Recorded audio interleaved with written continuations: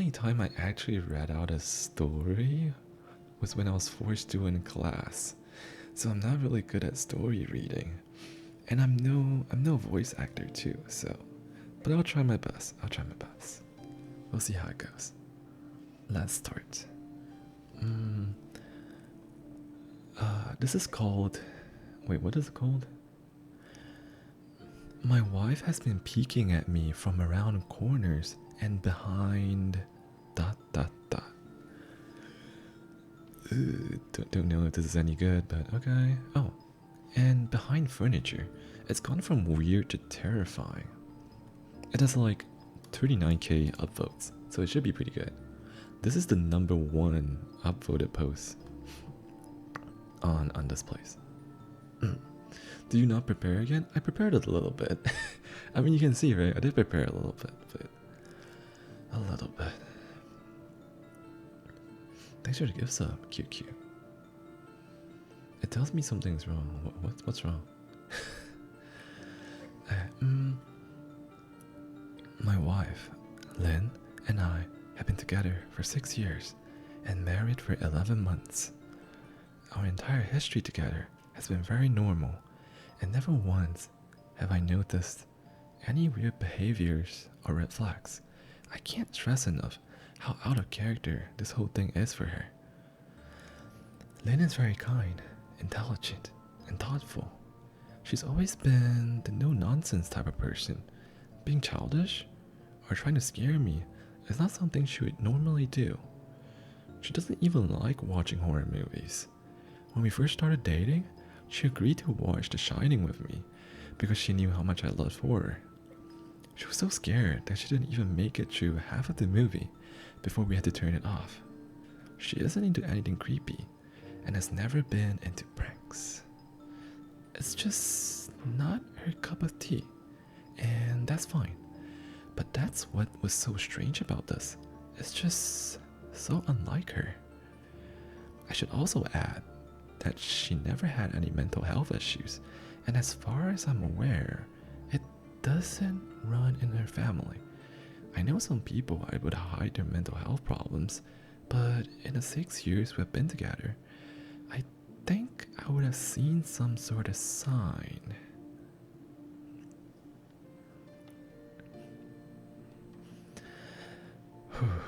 2 months ago, I was in the kitchen making myself some coffee before work. I was running a bit late that morning and knew I wouldn't be able to make it to Dunkin' Donuts for my usual morning fix. I took a sip of my coffee as I hurried down the hall towards the front door, when I happened to notice Lynn peeking at me from around the corner ahead of me. I could only see her eyes and a strand of her long dark hair hanging against the wall. The rest of the body was concealed behind the corner. I nearly spilled my coffee when I saw her. I did burn the shit out of my lips. Geez, Lynn, I said, wiping a few drops of coffee from my pants. You scared the shit out of me. She immediately popped out of view like a little kid that had been caught. I heard her scurry off towards the living room, and by the time I got to the front door, she was out of sight.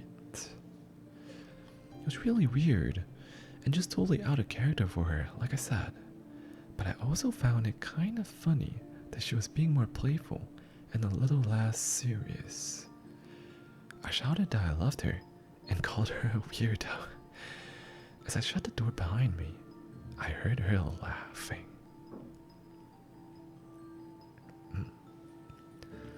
Her behavior was a bit odd, but it certainly wasn't something to call a priest over. I forgot about it by lunch, and by the time I got home, she was her normal self. I didn't bring it up, and neither did she, and life went on. The next incident happened 3 days later. It was around 2 a.m., and I had woken up to get a drink. I was standing at the kitchen island, jug of OJ in hand, when I felt a strong feeling that I was being watched. For whatever reason, I looked down at the floor and saw my wife's smiling face staring back. She was peeking at me from the other side of the island, staring up at me with wide, unblinking eyes and grinning like a Cheshire cat. OJ. OJ is orange juice. Hey, love you. I screamed. I'll admit it. Not out of irritation, but fear. For some reason, at that moment, I was scared. At the sound of my scream, Lynn scuttled backwards out of view, her hands and feet smacking the tile floor as she hurried out of the kitchen on all fours. I didn't run after her, or even yell after her. I just stood there, frozen in shock, wondering what the fuck had possessed her to do that. It took me a little longer than I would like to admit to go back upstairs, but I eventually did. When I got to our bedroom, Lynn was lying on her side, asleep, or at least pretending to be. I stood there for a while, watching her breathing to be sure she really was asleep. I had a feeling she might jump out at me the moment I got into bed, but she didn't. I climbed into bed, and she didn't even move. Her breathing was soft and deep, and I was starting to wonder if I had dreamt the whole thing. The next morning, I waited for her to come down for coffee, and after handing her a mug and kissing her cheek, I decided to ask her about it. What was that about last night? I asked, keeping my tone light so I didn't offend or embarrass her. She frowned over a cup of coffee, shaking her head like she had no clue what I was referring to. You're peeking at me again, from over there, I said, pointing to the spot on the floor by the kitchen island. She followed my gaze, and when she looked back at me, she burst out laughing. She laughed so hard that I couldn't help but join her.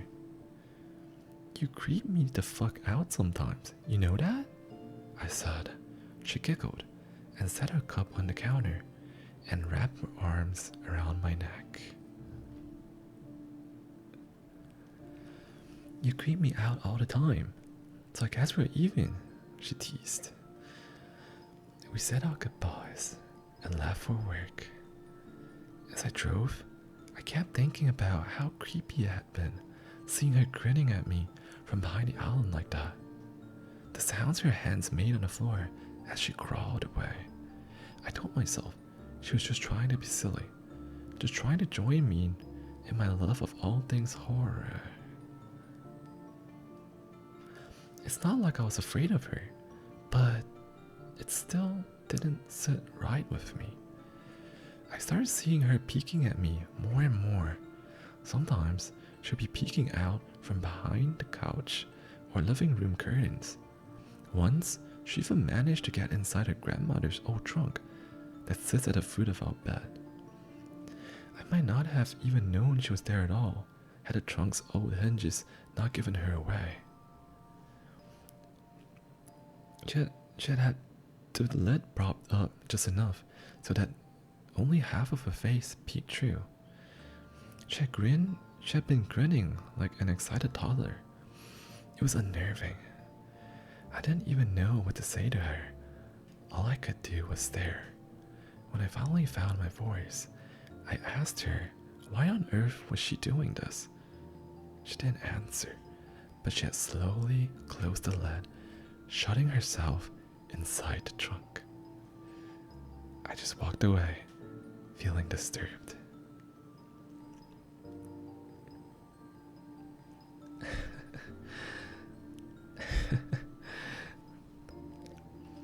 I didn't understand why she was doing it, but it clearly made her happy.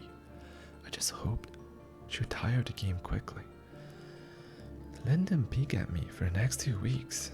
I started to think she was done with her weird prank, and I was relieved. We were watching a show on Netflix one night, and I jokingly said that I hadn't seen her peeking at me lately, and that she must have given up on the spy game. She looked up at me with a small smile, and said, maybe I've just gotten better at it. I didn't say anything, but I wondered whether or not she was joking. For the next few days, I couldn't stop thinking about what she had said. Was she still peeking at me when I wasn't looking and I just hadn't noticed? And if so, what the hell was she getting out of this? I started to feel paranoid, constantly checking whether she was watching from around the corner or behind the door. I was just jumpy whenever I was home and she wasn't in full view of me. I felt stupid and a little crazy. But after a few weeks without another incident, I began to relax. I stopped checking behind furniture and walls and told myself it was just a bad memory.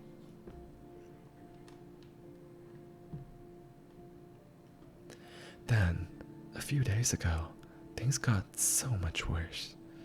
Lynn left to go to a friend's, and I lounged on the couch and played a couple games on my laptop. Around 9 p.m., I hopped in the shower and I was washing the soap from my hair. I felt that awful feeling that I was being watched. I slowly opened my eyes and almost had a fucking heart attack.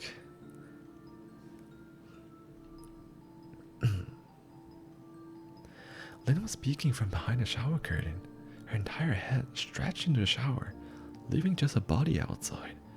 Her long, dark hair hung against the curtain, the ends dripping with water. Her mouth hung open in a terrible grin, eyes wide and red, as if she hadn't blinked in a while. I screamed and jumped back against the wall. She didn't move, nor did her smile waver.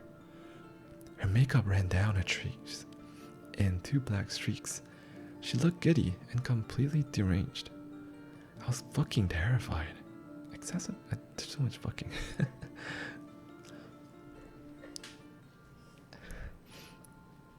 We stood like that for a few moments, neither of us saying a word. Finally, after what felt like forever, she slowly pulled her head back out of the shower, and I watched her blurry figure through the curtain as she moved backwards towards the bathroom door. A second later, the bathroom door slammed shut, hard enough to rattle the mirror.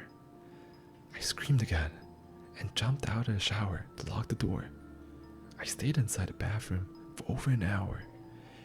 Maybe I overreacted to some of you, but joke or not, I was not going to put up with the crazy shit anymore.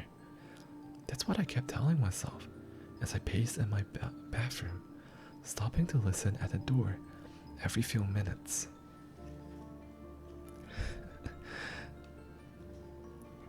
Suddenly, I heard a muffled sound, and I pressed my ear against the bathroom door, straining to listen. I couldn't hear anything, but I envisioned Lynn standing on the other side of the door, giggling at her joke. I felt a surge of anger. I was beyond pissed at being made to feel scared in my own house, and made to hide in a bathroom for an hour. All for what? Some joke? If it was a joke, it was an awful one. What the fuck, Lynn? I snapped. This shit is getting really fucking annoying. I waited for her to apologize, or to call me a jerk, but instead, I heard a faint moan. So quiet, I wondered if I heard it at all. And then, complete silence. Lynn? I called out, not able to even hide the shakiness in my voice. I got no response, just my own heavy breathing. I swear to God, just fucking stop it, I yelled, pounding my fist on the door. I waited for her to cuss me out, something I would expect from her, from me talking to her like that. I never screamed at her before. But there was nothing, just the occasional drip from the shower head. I won't deny that I was scared, too afraid to open the damn door and face my own wife. I waited another 30 minutes or so which feels like a fucking lifetime when you're scared. Finally, I decided I wasn't going to spend the night hiding in my own bathroom, so I got down on my knees and peered under the door. I almost expected to see a face peeking back at me, but thankfully, I didn't. I could see straight down the hallway to the top of the stairs, but no Lynn. I didn't know if I should be happy about that or not.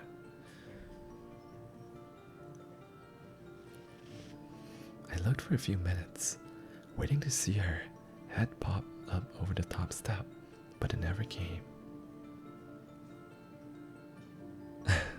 Put more expression? How am I supposed to do that? Hey, you know it.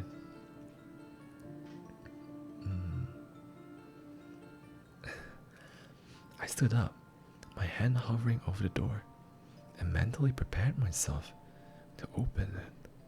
I slowly turned the lock with my shaky hands and was about to yank it open when I heard a sound that still makes me nauseous when I think about it.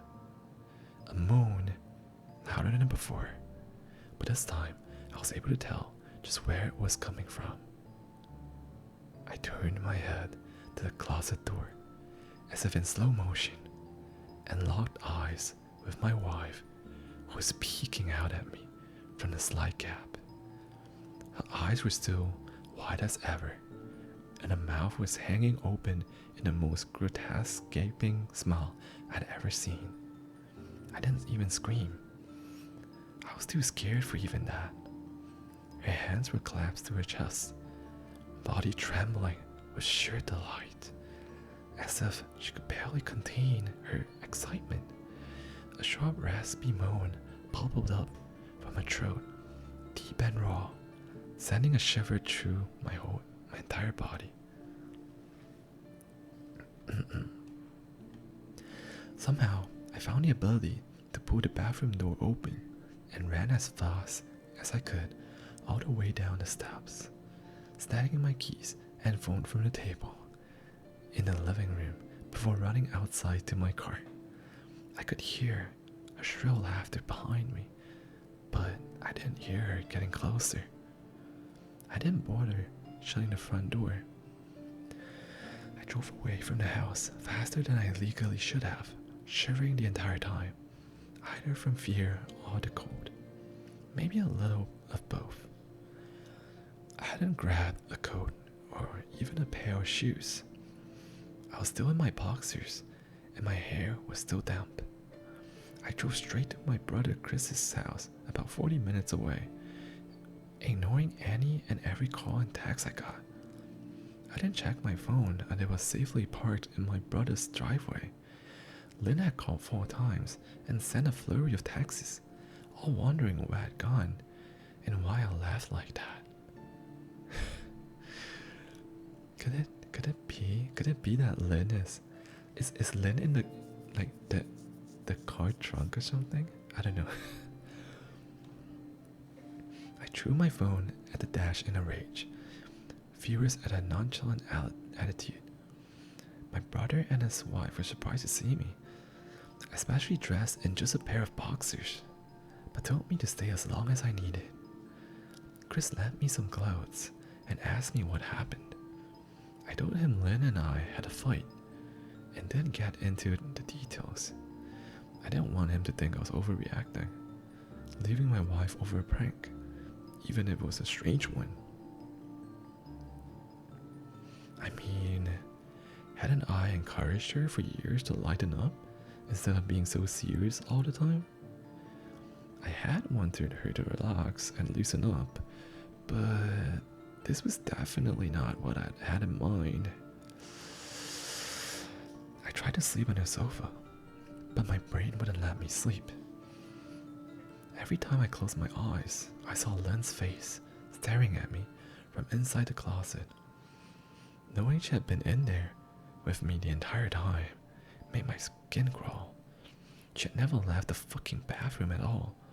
Instead, she slept inside the closet and slammed the bathroom door shut to fool me. The mere thought of going back home gave me anxiety. Wait, Oh, she was inside the bathroom. I thought somehow I thought the closet was outside the bathroom. Huh. Okay, let me drink a little bit. Oh, Zia has.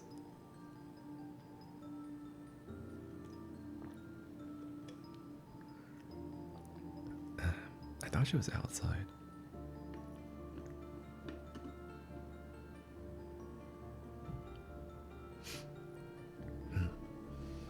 Every time I closed my eyes, I saw Lynn's face staring at me from inside the closet. Oh, wait. Where did I stop? Oh no, I stopped here. I tossed and turned, unable to sleep. Chris ended up giving me a sleeping pill, so I was able to get a little rest. My sleep was filled with terrible dreams, all of Lynn's smiling face. I woke up just as the sun started to rise. My sore body ached from the sofa, and I felt drained. I knew I would have to call Lynn at some point, but I didn't know what to say to her. I wouldn't be going home unless she gave me her word that she would never do any more creepy shit. I just wanted my wife back. Her normal, serious self never looked so good to me. I was contemplating calling her and telling her that when a familiar feeling came over me. I was being watched. I stared at the ceiling, my heart in my throat. I didn't want to look away, but the longer I ignored the feeling, the worse it got. My eyes drifted away from the ceiling, almost on their own. Her face was pressed up against the window beside the couch, staring down at me with that same gaping smile. Drool dribbled down her lips, leaving 2 long streaks down the glass. I didn't know how long she had been there, but something told me she had been there quite a while, possibly all night. I didn't bother screaming, though I was afraid. Anger trumped any fear I felt at that moment. I jumped up from the couch and pounded my palm against the glass. Lynn, are you crazy? What the hell is wrong with you? Just go home, I shouted.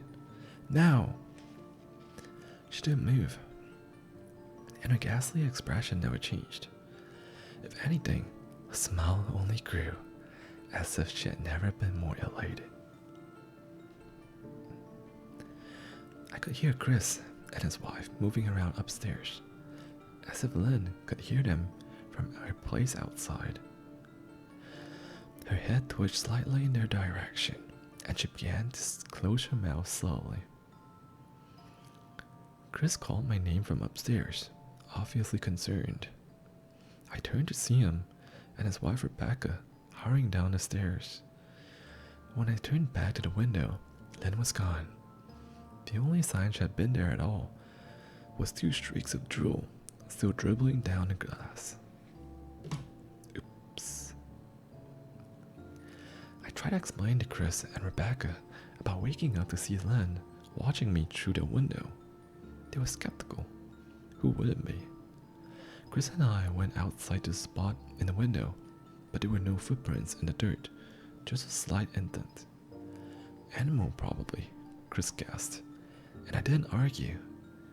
He and Rebecca assumed I dreamt the entire episode, but they didn't understand, and I was too tired to explain it to them. I called out of work that day and turned my cell off. I didn't want to face Lynn. Just talking to her was too much for me at that point. I really started to believe something was irreversibly wrong with her, that no matter what promises she made, we would never be the same again. The thought saddened me to my core. I cried most of the morning. By noon, I figured I was ready to confront her, give her one last chance to explain herself. I could at least give her that after 6 years, I told myself. I turned my phone on and saw the dozens of texts she had sent, all from a seemingly concerned wife. Can we talk? I love you. Please call me. I'm really worried. Can you answer? Just come home. And more of the same. All text is telling me she loved me and she wanted me home. How worried she was. Not a damned one addressing the crazy shit she pulled. Like she hadn't been acting like a character from a Stephen King book. Even her texts were different. She normally texted novels just to tell me to pick up a loaf of bread. You would think she would have more to say to me after her bizarre shenanigans. I know it probably seems childish to some of you who are miles away from this situation, but if you saw the way Lynn had looked at me, and how she scampered away on all fours like some wild animal, grinning at me from inside the closet like a lunatic, then I think you'd find my reaction was warranted. I ended up staying with Chris and Rebecca for another night. I didn't wake up yesterday until afternoon, and thankfully I didn't see Lynn's face watching me through the window. I don't want to pry because it's not my place, but is this fight something that can be mended? Rebecca asked. She had made us both a sandwich for lunch, and I knew she wanted to breach the subject without seeming to be nosy. I don't know. She's like a different person, I said, choosing my words carefully. I still wasn't ready for her or Chris to know the full extent of the batshit craziness I've been dealing with.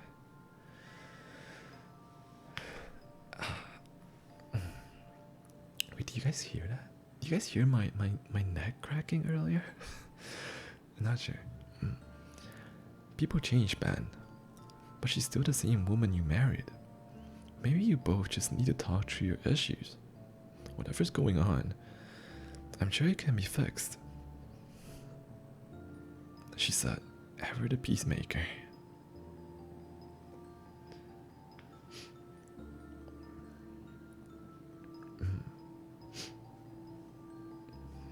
What's the question? Was that part? That was a question. Like I bent my neck slightly, and there was a pretty loud crack. So I was wondering if you guys heard it.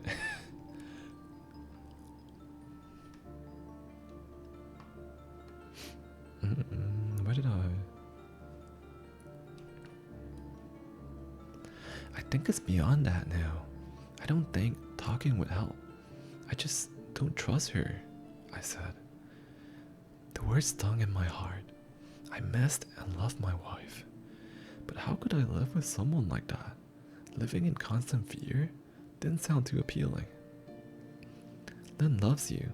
She has to be absolutely crushed, she said. I don't know about that, I said. Well, she certainly seemed it to me. I've never seen her so upset.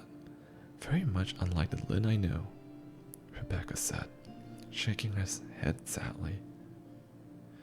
It took a full minute for her words to really sink in, and when they did, I felt dread worming its way through my skin. Wait, what do you mean? You saw her? You saw Lynn? I asked. My mouth suddenly dried. Rebecca nodded casually, as if that fact was a nightmare fuel. Maybe for her it wasn't. She stopped by this morning, just after Chris left for work, she said, cleaning the plates from the table. I didn't see her car though. Maybe she took an Uber or something.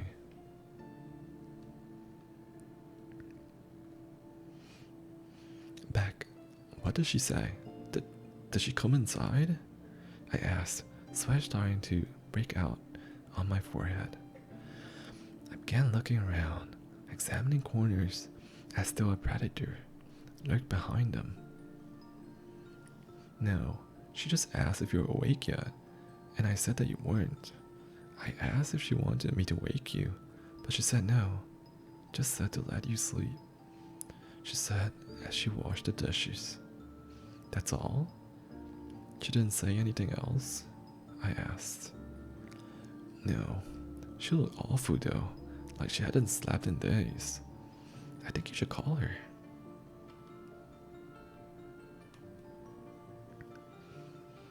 I got up from the table and thanked Rebecca for lunch. I felt a little bit better at the knowledge that at least she hadn't come inside. Still, I needed to double check that the doors were locked.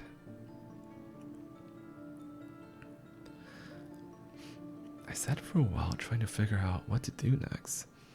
I didn't want to go home, but I felt that I owed it to Lynn to help her if I could.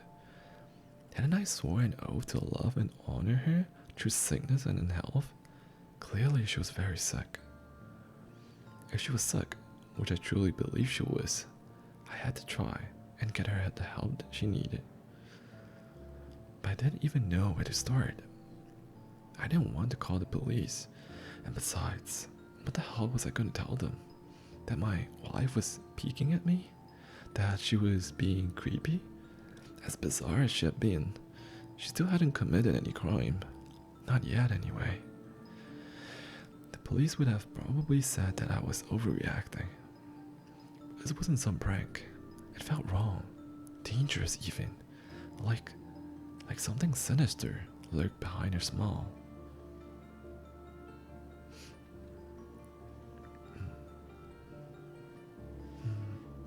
Could be.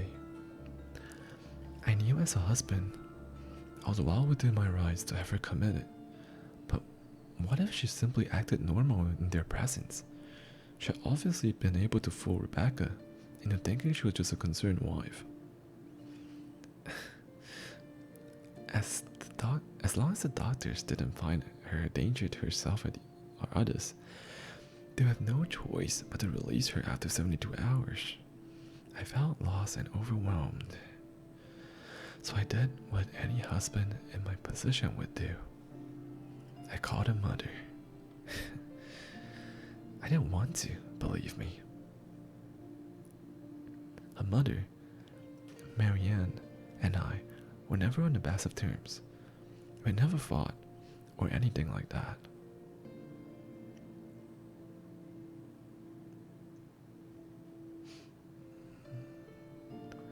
She just wasn't a very warm person and wasn't really easy to get along with.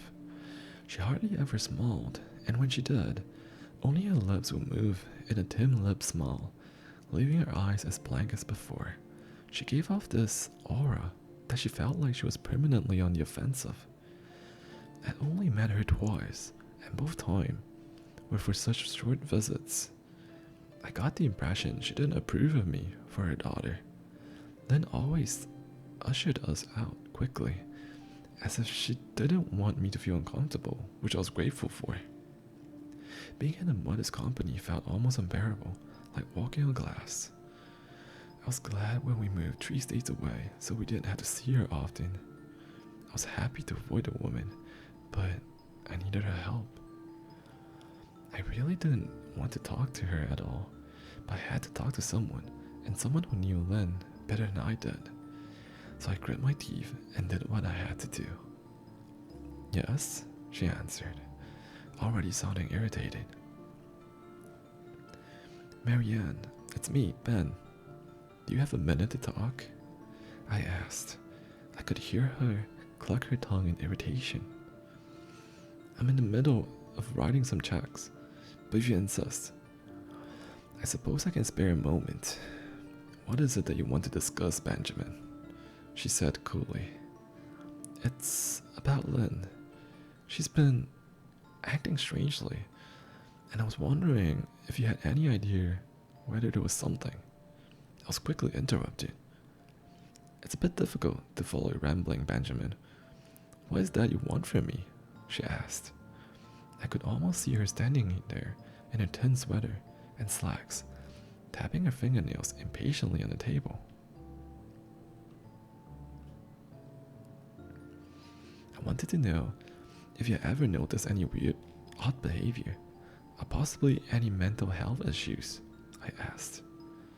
There was a long, uncomfortable pause that I couldn't tell. Was it because she was just thinking, or something else? Finally, after a few seconds, she spoke. I'm not sure if this is one of your jokes, Benjamin, but if so, I don't find the humor in it. Now, I do have some business to attend to, as I've said, so if you don't mind, she said, but I cut her off before she could get rid of me. Marianne, it's not a joke. I'm sincerely concerned about Lynn's mental health. Her behavior has been very erratic lately. I'm very worried about her, and I figured as a mother, you would be as well. I said, my frustration evident in my voice. If you're truly concerned, then I suggest you get the health professionals involved. I don't know what you expect of me, she snapped. I could tell she was seconds away from hanging up, and for some reason, I was desperate not to let her. I had the feeling that she knew a lot more than she was letting on.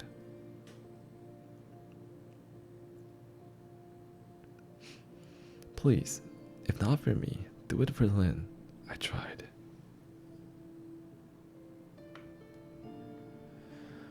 I felt a faint shaky intake of breath, as if she were trying to hold her steely persona together, but failing. Marianne, what's wrong? I started. Benjamin, I don't know what to tell you. My only advice would be to seek out professional help. Do not call here again. Goodbye. I tried to call out to her, but she had hung up. I tried to wrap my head around the call, and her refusal to help me. Even if she didn't like me, why wouldn't she want to help her own daughter? I couldn't understand that. I tried to replay the conversation, desperate to find something I missed. After a while, I almost gave up, until I remembered her last words to me. Seek professional help. She had said those words with a bit of urgency.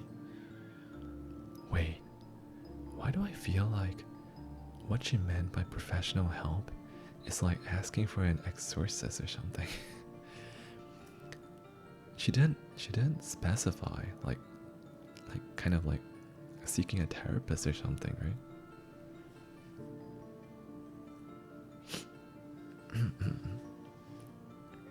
I could have just been grasping at straws, but no, I was sure her voice had changed ever so slightly when she had said that, as if they were very important. What had she meant? I assumed she had been referring to medical professionals, but maybe she was referring to someone else, that she didn't, for some reason, feel comfortable saying directly. Or maybe I was just desperate.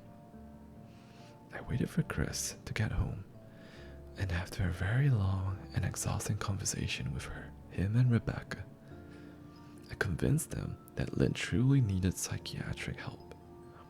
I didn't tell them everything. I wasn't prepared to go into it yet, but I told them about our last encounter, how she had hidden in the bathroom, peeking at me from the closet.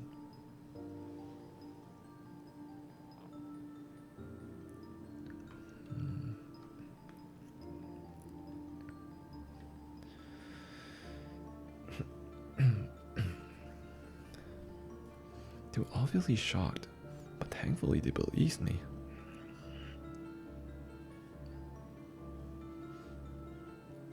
They too just wanted to help her. Still, they didn't think it was all that serious. Weird, maybe, but not dangerous. They just kept saying that Lynn had to be playing some kind of weird joke. Maybe for YouTube? Rebecca offered, if only half-heartedly. Chris didn't think we should involve the police just yet. He offered instead to go with me, and I readily accepted. He reasoned that calmly talking to her, trying to coax her into going willingly was the best recourse. I agreed to do it his way. At least, I wouldn't be going to that house alone. We drove over this morning, just after breakfast. There was no way I was going at night. When we pulled into the driveway, my stomach began doing somersaults. Her car wasn't there, but I still didn't let my guard down. Let me drink some water. I'm gonna assume there's been some hydrates. It's so long. Oh my god, dude. I didn't expect it to be so long.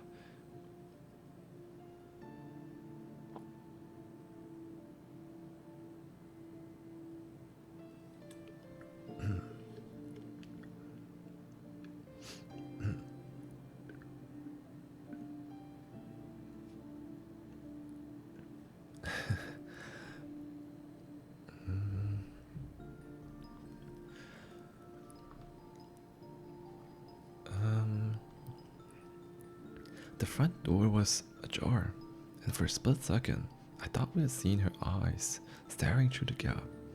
I was shaking and starting to sweat. Chris, however, was fine. He waited for me to open the door, his hands in his pockets like he was going on a fucking stroll through the park. I envied his ignorance. I pushed the door open and was immediately hit with a stench of rot. Chris smelled it too, and he walked in the house behind me with his nose scrunched up. What do you guys use to clean the floors around here? Shit. Chris mumbled. Shut up, I said, my eyes darting around for any signs of Lynn. The house was deadly quiet and dark, despite being 10 in the morning. All the curtains were closed up tight, refusing to allow any sunlight inside. If I hadn't left it just 2 days prior, I would have thought the house to be abandoned. We moved through each room, carefully checking any place that she might hide, occasionally calling her name. Why the fuck are you looking under the couch? Chris asked eventually. Aren't we looking for your wife? He was looking at me like I was a moron.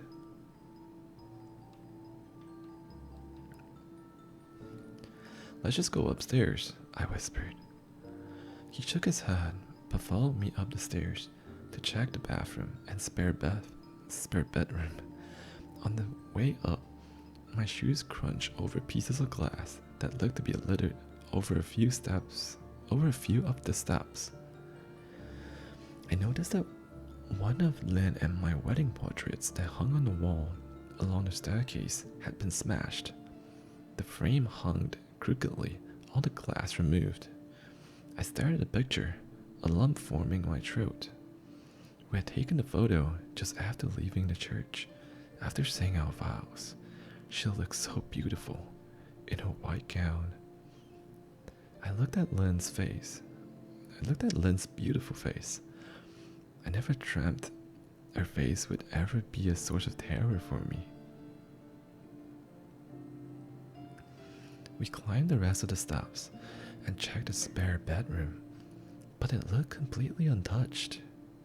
I was hesitant to go into the bathroom, my fear from that night coming back to me all at once.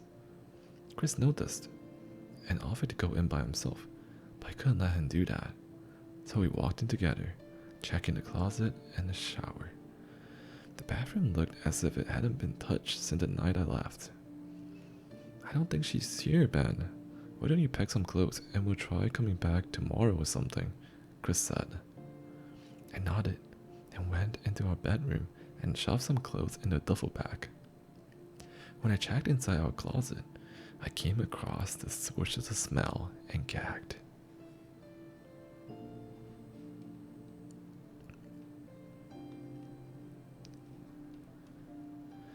Chris took one look and lost all color in his face. He had to go stand by the stairs to get away from the sight and smell. I gazed down in shock at what lay inside my bedroom closet. Soaking into the rug were at least a dozen eyeballs, all carefully laid out in pairs. Some were as large as a quarter, while others were as tiny as a marble. I stared down at the eyes she had collected from small animals and wondered how she had gotten them, and shuddered at the thought. Man, I thought I had it bad with Becca's shoe addiction, but fuck me. Your wife's in here collecting eyeballs, Chris said, gagging. Ben, I think we should go.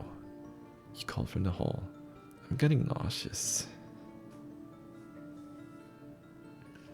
Alright. I grabbed my duffel and shut the closet door on my new nightmare. I stepped out into the hall and took a deep breath of air. I could taste the rot on my tongue, and I couldn't help but gag. Who the fuck lines up eyeballs in the closet like that? Chris mumbled. I tried to tell you. She needed help, I said. She doesn't need help, man. She needs a fucking exorcist. He said. You coming or what? I can't stand the smell anymore. His words died in his throat, and his eyes grew wide with fear. I didn't ask him why. I could feel it. Someone was watching me, and I didn't think it was the eyes in the closet. I turned around, my eyes slowly scanning the bedroom. Christ, I whispered, as I finally saw what we had missed. Under the bed, curled on her side, watching us with the excitement of a kid on Christmas morning, was my wife.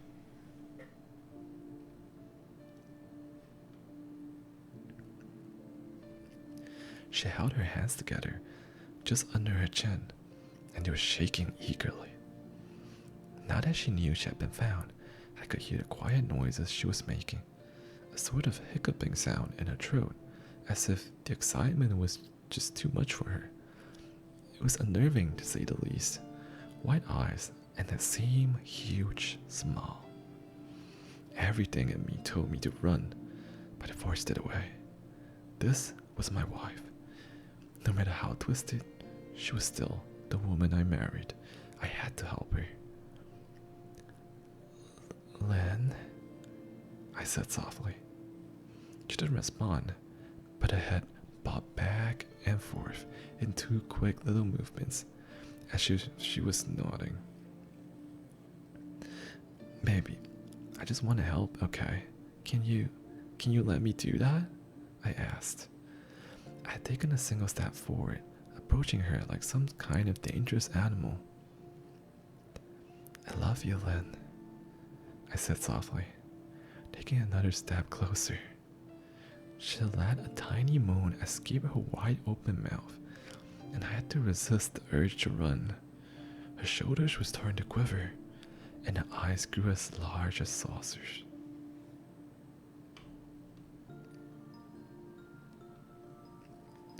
I crouched down so I could see her better, and immediately saw the blood. Her hands were covered in it. They trembled more the closer I got, as if she was barely able to contain herself. Lynn, are you hurt? You're bleeding, I said. She bobbed her head again, her bloody fingers moving up and down as if playing an invisible piano. They occasionally grazed her chin, leaving smears of blood on her skin. I wanted to recoil in disgust. The smell that was coming off of her was revolting. I could feel the vomit trying to climb up my throat. Her lips were dry and stretched thin, blood seeping between the cracks.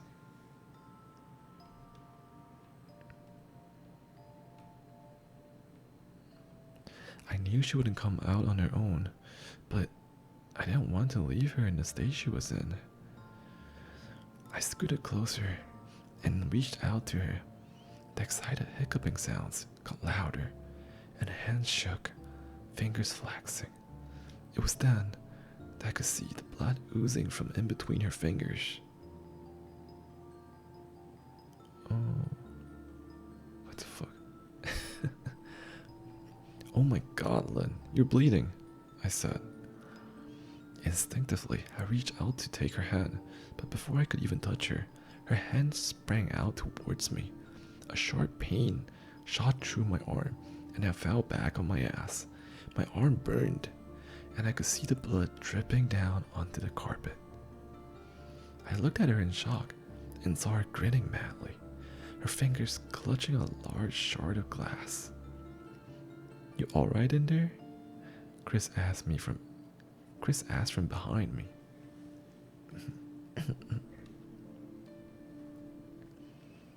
I turned my head slightly and nodded to him. Nodded? He nodded to him? What the hell? Cradling my arm to my chest.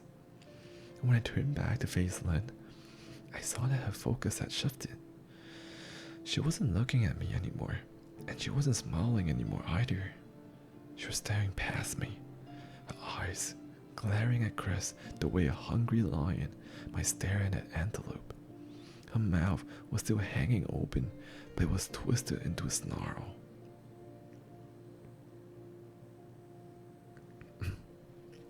I got to my feet and began walking backwards down the hall, afraid to take my eyes off her. Are you bleeding?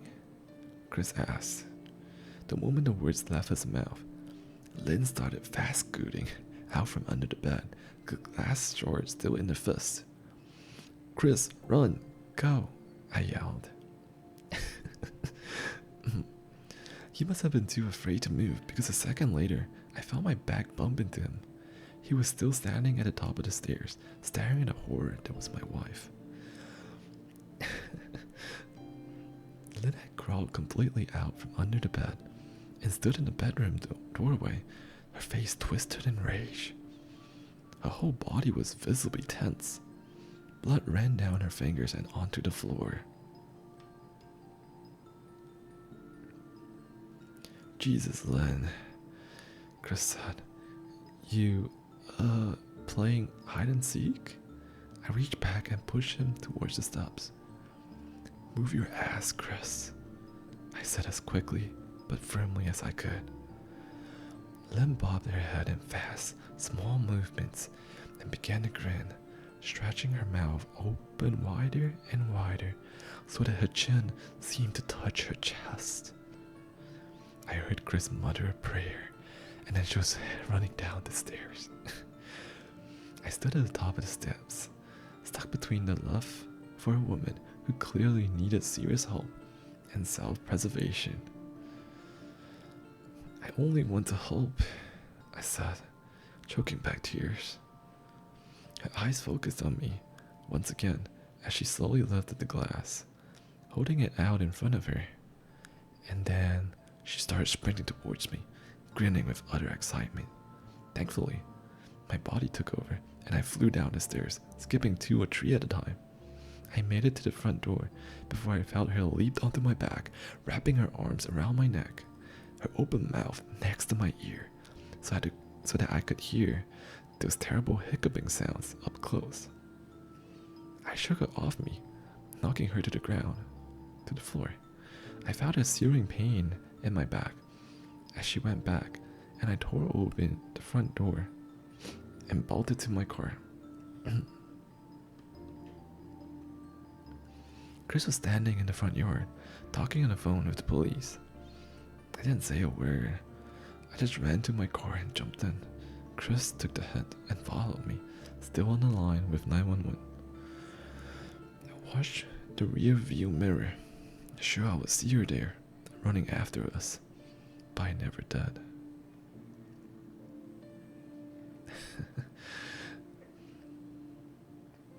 I went straight to the ER and got 11 stitches in my arm and 3 on my back. The police asked a lot of questions and went back to the house to do a search, but of course, Lynn wasn't there. They advised me to stay with a friend or a relative for a while and to file a restraining order as soon as I could, but none of those things would matter. Somehow, I just knew. I dropped Chris off at home and went to a motel an hour away. I wanted to put as much distance between me and Lynn as I could.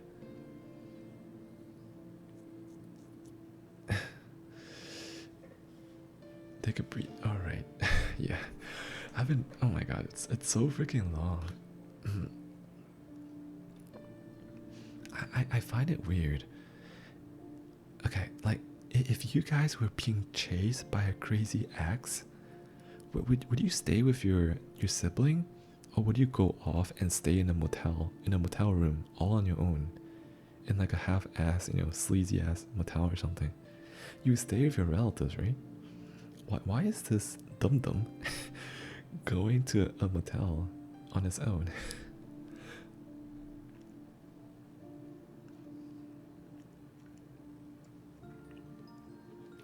Alright, hydrate. Thanks for the hydrate.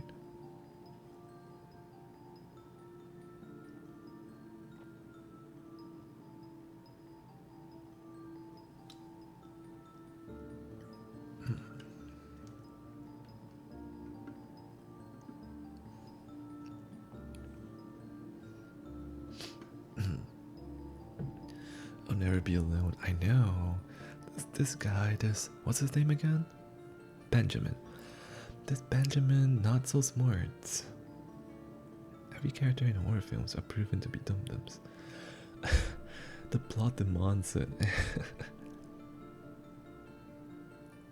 Perhaps she doesn't have friends or people she could trust on. But he was with Crystal. He was with the brother. But for some reason he chose to live in a motel. He was even sleeping at Chris's house the previous night. What a dum-dum. Yeah, I did drink some water. I drank enough. I'm kinda full now actually. Wait, how far along? How much do people contribute? Oh my god, it seems like a lot of people are contributing. Wait. I drank enough. Thanks for the hydrate. I'm so full.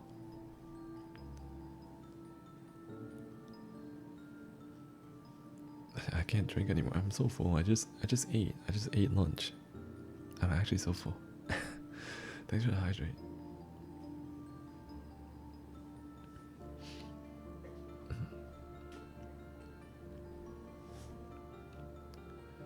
Oh, we ended. This is the end. I just realized. This is where I've been for the last 4 hours. I thought maybe the police would find her, maybe to get her the help she desperately needs. But now I don't think so, because 40 minutes ago I got a text from an unknown number. Just 3 words. I found you. And a picture attached.